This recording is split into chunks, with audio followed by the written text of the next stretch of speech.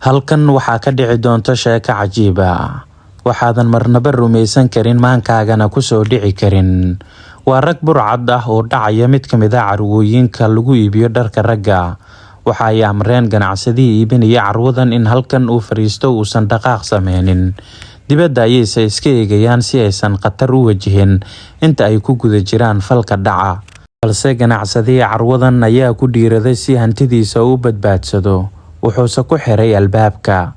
Xaaladda ayaa markan ku xun oo waxa ay bilaabeen inay iska dhigaan dharkii ay kol hore soo qaateen, balse waxa ay isku dayayaan inay halkan ka baxsadaan. Taladase waa ay ku xun tahay oo ma jirto xeyndaab kale oo ay kaga gudbi karaan halkan si ay uga baxsadaan.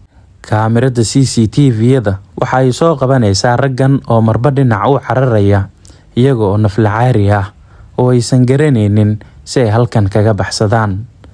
Ganacsadihii ku sugnaa goobtan ganacsi ee ku dhiiraday tallaabadan ayaa tagay saldhig booliis, wuxuuna ku dacweeyay booliiska raggan burcadda ah, iyadoo ugu dambeyn halkan ay soo gaareen booliiska ay xabsiga dhigeen labadan ruux oo doonaysay in ay dhacaan carwadan islamarkaana ay qaataan dhar iyo lacago fara badan oo carwadan taalay.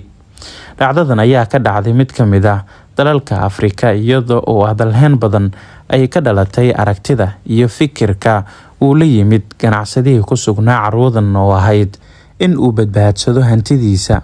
Raggan burcadda ahna halkan uu ku xanibo. Ma kugu soo dhici lahayd aragtidan mid la mid ah haddii aad carwadan ku sugnaan lahayd? Qaybta hoose ee commentiga aragtidaada kaga soo dhiibo. Nabadgelyo.